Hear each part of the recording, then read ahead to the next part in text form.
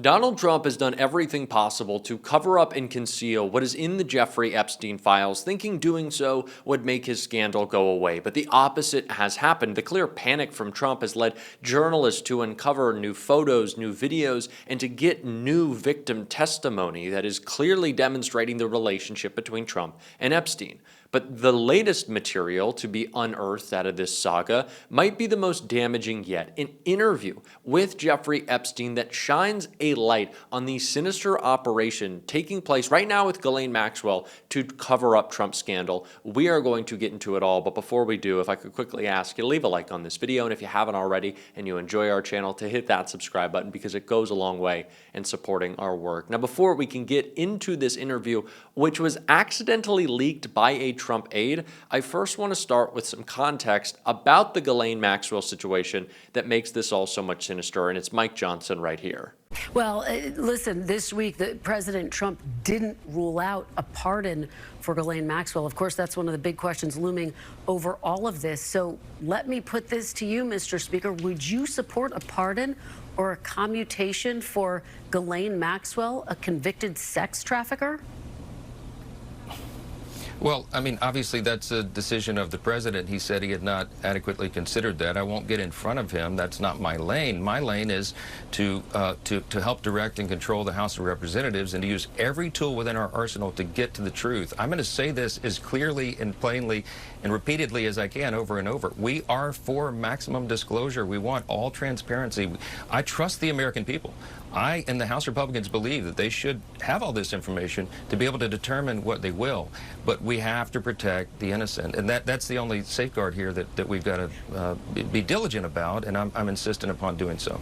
This is what you are going to hear a lot from the MAGA mouthpieces right now, that while Ghislaine Maxwell might have had a difficult past, they say, of a person with a criminal record for trafficking young girls, a dark past. If she's willing to come clean and help the government, we applaud that effort. They're already building out a case for Ghislaine Maxwell being beneficial in this effort, being helpful to the Trump administration's noble task at cracking down on the Epstein case. Of course, that's not what they're doing. This is a cover-up. But that is what you will hear from MAGA.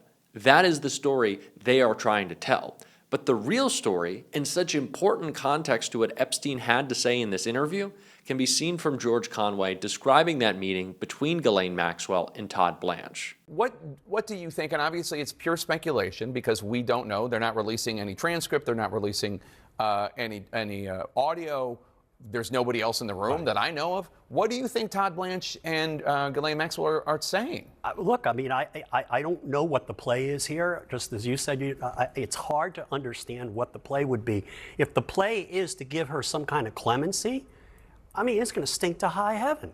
I mean, it's going to, you know, she is a sex predator. She was found guilty of doing these things. She found guilty of you know, she would take the passports away from these girls who they dragged to Epstein Island. She did all of this stuff. She's neck deep, way, and so the notion that they would give her clemency is just insane.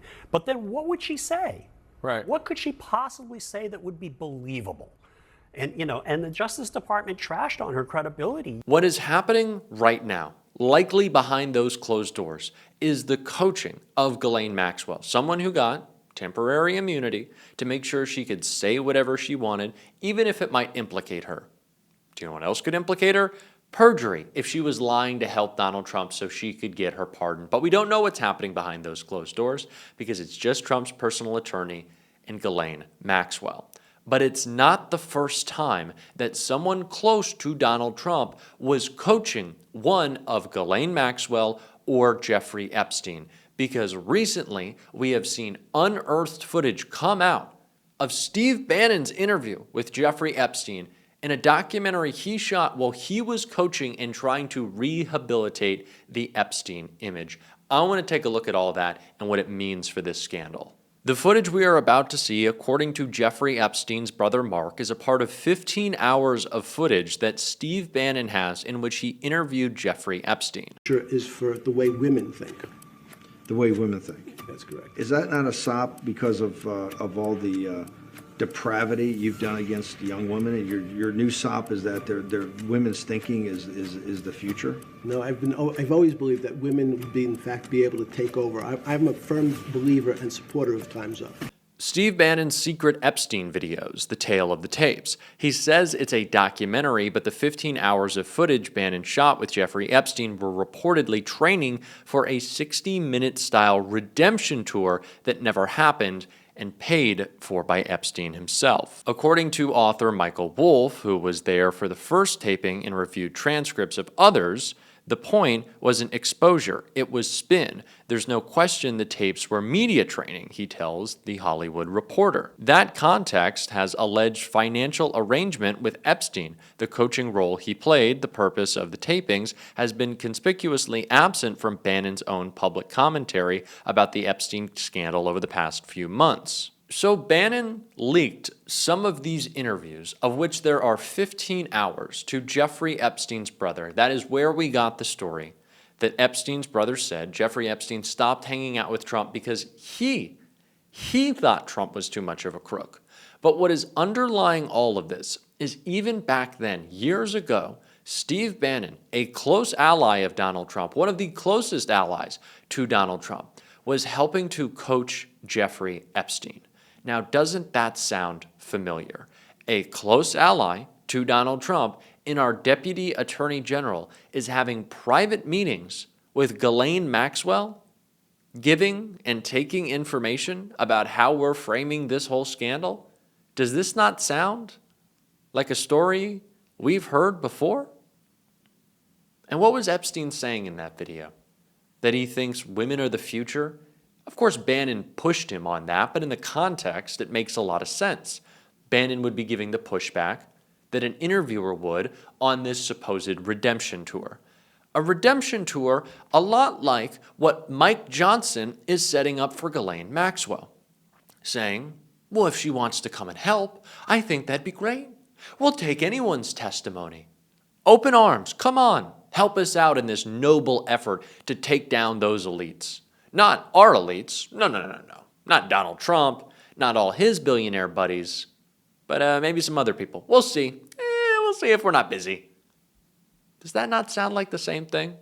It sounds like the same thing to me. This is mirrored. We're seeing this again. History is repeating itself with this scandal, and you could see it in the way that MAG is trying to play it. It wasn't just Mike Johnson, it was Mark Wayne Mullen as well. Deputy Attorney General Todd Blanche met this week with Epstein's accomplice, Ghislaine Maxwell, who is serving 20 years in prison for sex trafficking. After the meeting, Maxwell's attorney indicated to reporters that he hopes President Trump will give her a pardon. What do you think of that idea? Will it be a mistake for President Trump to pardon Maxwell? And do you think that she's credible? I don't know enough about Maxwell or the conversation to even weigh in on that. But I'll go back to what you're saying about it wasn't true. The case was sealed in 2009. That's absolutely true. It was heard in 2008. It was sealed in 2009. The point is that the sweetheart deal, which was completed in 2008, was under the Bush administration, U.S. Attorney Alex Acosta. That's why Alex Acosta resigned in the first Bush administration, because the Miami Herald had written this story in 2018 about how Epstein got away with so much. And then in 2019, the U.S. attorney under President Trump, Jeff Berman in the Southern District of New York, then brought charges against him. So, I mean, there is stuff to say that you could point to that say, like, President Trump did this or President Trump did that. And remember, in 2019, President Trump and his administration called for it to be unsealed at that time, too. It went silent, and not a word was said during the Biden administration. Not a word. Nothing was said during the Biden administration. People can look it up. The sweetheart deal was 2008 during the George W. Bush administration. You don't know enough? You don't know enough about Ghislaine Maxwell? I think that you should maybe, open up a newspaper. You spend a lot of time on Twitter, on social media, a lot of clips about Ghislaine over there. Maybe you could ask Donald, your buddy boy, about what they were hanging out. When they were hanging out, what was that like? What were they doing? A couple of questions. Are you aware of Google, Mark Wayne Mullen? I know they don't really do hootin' tootin' schoolin' that well in Oklahoma, but maybe you should know about the criminal that you're speaking so highly of and that is coming to testify before Congress on Donald Trump's behalf. Maybe you should educate yourself just a little bit. But this all reeks, doesn't it? It just reeks of the BS, of the cover-up. And Lawrence O'Donnell spoke more to that with Andrew Weissman in a clip I think is so important to this all. This is why the comment from your guest yesterday was so on point. If you're going to try to get truthful information from her at this very late date, you need to have the team, the FBI agents, the prosecutors who investigated this, who know chapter and verse about what she has said, what she has done, what all of the other witnesses say. Otherwise, what it really appears to be is an effort to have Ghislaine Maxwell simply exonerate Donald Trump, regardless of whether it is truthful or not. That is obviously her motive right now, is to get a benefit, and that could be up to and including, as you mentioned, a full pardon. And the only way that you can really assure that she was telling the truth is to have people who really know the evidence. And we've talked about this, which is that is not the Deputy Attorney General of the United States, who is new to the case and doesn't have career people there at all. So it's just a highly, highly suspicious circumstance. And Andrew, this is the same Trump Justice Department that just said a few weeks ago that there's absolutely nothing more in the Epstein case, that they've examined all of the Epstein files and there's nothing else to pursue, there's nothing else to investigate, there's nothing else to report on. That was the Pam Bondi official public report about the Epstein files. Well, I have to say, personally, I just don't believe that. It is something, if you heard that from the career people who know this case inside out. But are we really supposed to believe, and I don't, that the only two people who participated in this are Jeffrey Epstein and Ghislaine Maxwell, that there were no other people who participated at all? And I think one sort of red herring here is this idea that there's no quote unquote client list. This is a coordinated cover-up. Yes, it is obvious. We can see that. We know that. But what is so different is it's not the first time. This is not the first time we have seen the coordinated cover-up. It's not.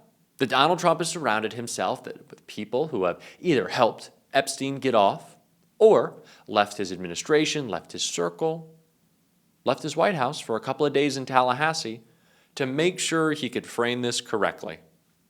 It's all happening again, and we're going to be calling it out. And if you want to support that, as always, you can hit that subscribe button, leave a like on this video, and if you stuck around to the end, drop a blue heart in the comments. And until next time, I'll see you soon.